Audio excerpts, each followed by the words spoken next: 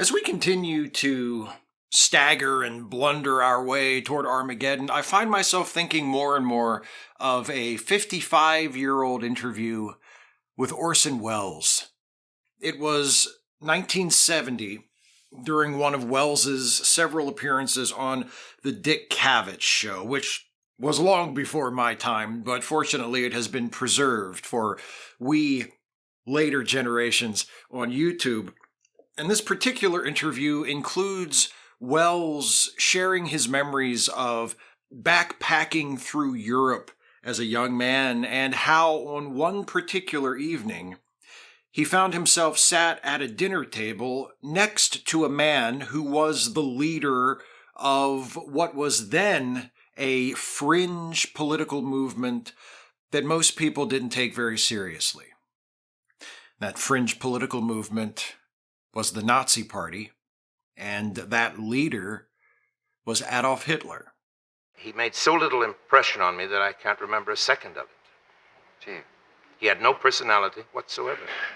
Wonder if He was invisible. Wonder if under hypnosis it would come out. No, I think there was nothing there that anybody'd remember till you had 5,000 people yelling, "Sieg Heil." Yeah. Heil Hitler. That's the whole point of the story, that there wasn't anything to remember. I've watched that clip over and over again these past few years and thought about it even more often as it remained obvious that Donald Trump and his political movement were not going away. It's something that Trump and Hitler share in common that we don't talk about nearly as often as all that other stuff they share in common, which is understandable, but I can't get over how unimpressive Welles found Hitler to be. So little personality that if he had not turned out to be Hitler, if he hadn't started a world war and carried out the most infamous atrocity in human history some years after that dinner, Welles wouldn't have remembered him at all. And he was sitting right next to him. No personality, no wit, no intellect, no remarkable or attractive qualities at all. Doesn't that sound like it could be describing Donald Trump? Has Donald Trump ever said a single interesting thing in his life? He's said offensive things. He's said horrifying things. He's said embarrassing things and cringe-inducing things and infuriating things, but interesting things? I don't think so. I don't remember any interesting things that Donald Trump has ever said. He's a person who seems utterly bereft of cleverness or insight or thoughtfulness. You listen to him speak for 30 seconds, and you get the unmistakable impression that he's never had an original thought. Hitler didn't rise to power because of his irresistible personal magnetism. Some people refer to that, and some people talk about how magnetic and charismatic he was, but I have always found those descriptions of him to be grossly exaggerated and overstated. I've seen film of Hitler giving speeches and doing his big, talking at his big rallies and talking with his officers and, being public Hitler, being the public Hitler that seduced all those other people to follow him and to entrust him with all that power. And I just don't see it. I just don't see a great charismatic leader. And I don't think that's the main reason why he was able to rise to power. I think he rose to power because he was a frustrated failure who channeled his resentment and insecurity and entitlement and bigotry into a political movement at a place and time in history when those grievances and the lies and the scapegoating invented to justify them appealed to a large enough number of people for that movement to gain traction. And doesn't that sound familiar? Trump and his minions talk a lot these days about meritocracy, but what they really represent is mediocrity. The rule not of the most deserving, but the rule of the mediocre. They are profoundly ignorant, shallow, unskilled, unremarkable people, and we wouldn't give most of them a second look were it not for the fact that they kind of run the country now. Like Hitler, when Orson Welles encountered him, Trump, for years, for decades, was a joke, a pop culture punchline. He was the guy who went broke running casinos.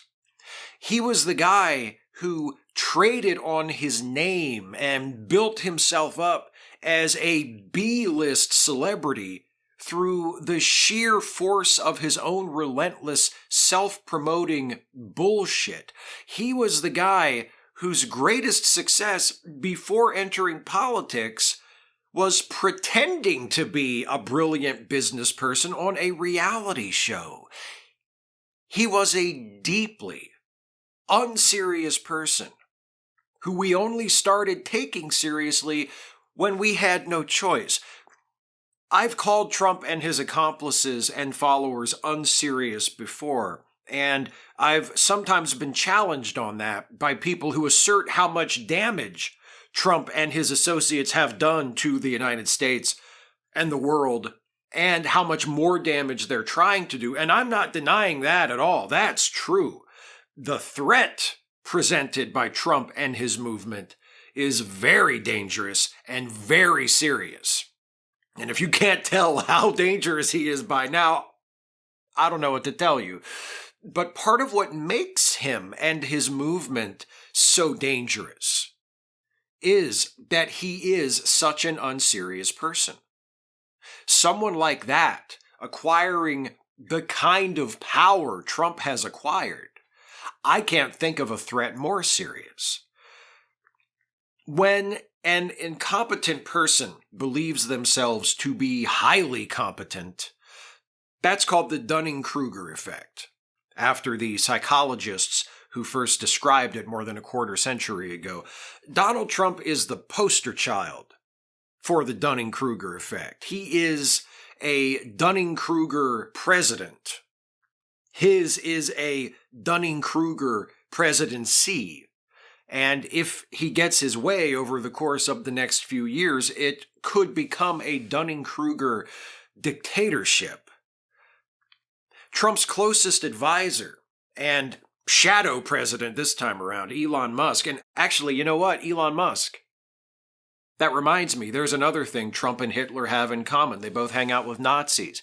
Anyway, Musk also embodies the Dunning-Kruger effect. He's a perfect match for that stereotype of the weird middle-aged guy who hangs out with decades younger people because he's desperate to be thought of as one of the cool kids himself. And hopefully you all know by now the facts that all of his claimed inventions and innovations are actually the work of other people that he has wrongfully stolen the credit for. He is not actually the real-life genius Tony Stark that he desperately wants us all to think of him as. He is a fraud and a phony, but he is at least competent enough to realize that Trump's obliviousness to his own incompetence makes him easy to manipulate. That doesn't make Musk anything special. Seemingly everybody other than Donald Trump realizes how easy Donald Trump is to manipulate. The man has no principles, no moral center, certainly no shame. He has a simple, narcissistic worldview, and on top of that is an incoherent collection of the most recent things he's heard from other people that don't threaten that narcissistic worldview. Why has Trump made immigrants the number one target of his government-sponsored domestic terrorism campaign? Because he has some deeply held belief, some conviction that immigrants, undocumented or otherwise, present a danger to the American way of life? No, I don't think so. I think it's because someone at some point whispered that in his ear. Or at least whispered that the anti-immigrant stuff would be a good way to attract votes and donations. And that didn't contradict his pre-existing narcissistic worldview. It sounded good to him, so he went with it. Same reason why he's targeted trans people. Same reason why he's allowed Elon Musk to take a chainsaw to the budget and disrupt and threaten to destroy everything from foreign aid to public education to our nuclear arsenal. Someone told him it was a good idea. And Trump doesn't know enough to disagree. Why has he alienated and threatened some of the U.S.'s closest and most reliable allies and trading partners? Why has he upended decades of American foreign policy? Why did he recently blame Ukraine for starting its war with Russia when it was Russia's military that invaded Ukraine? Because somebody told him that. Somebody said that, probably Vladimir Putin himself told that to Trump, and told it to him in a way that made Trump feel like he would be seen as the smart one and the strong one if he took Russia's side.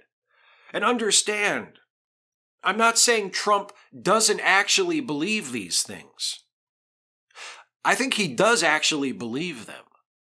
I think he does actually believe that immigrants are all criminals, or at least mostly criminals. I think he actually does believe that trans people are sexual predators.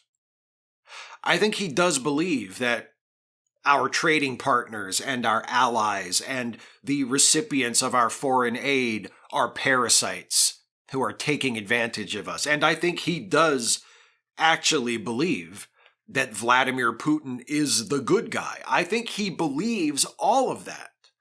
But he believes it because he's a massive shithead who swallows bullshit just as easily as he spews it himself.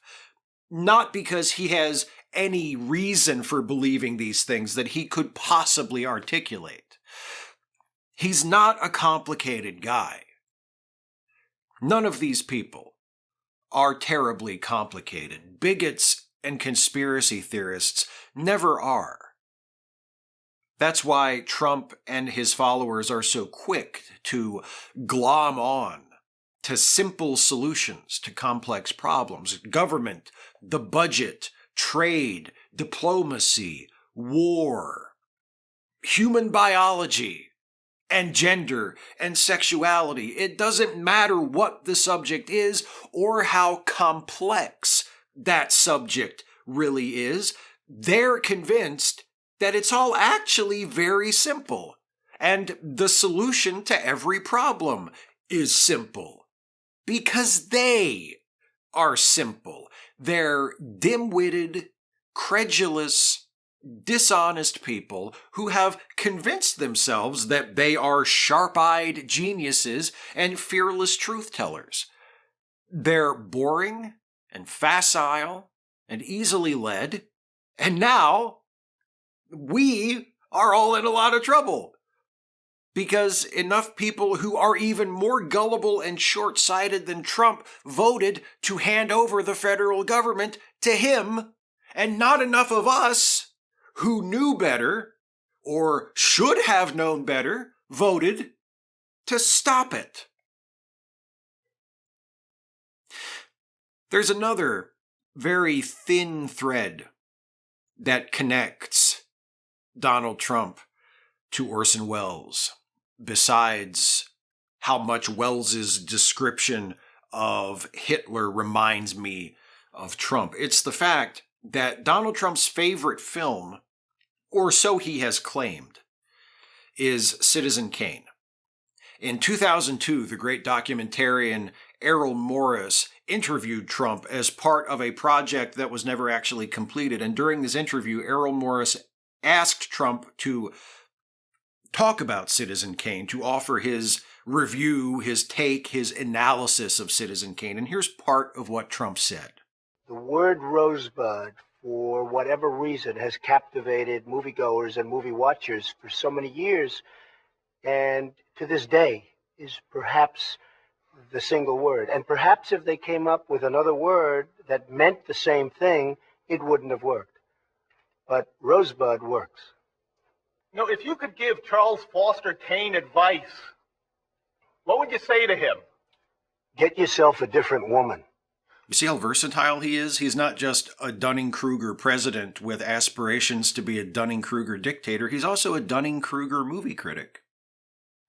His understanding of Citizen Kane is so rife with self-serving projection and so boneheaded and crude that I'm tempted to assume he's never actually watched the movie. But then again, how could you tell?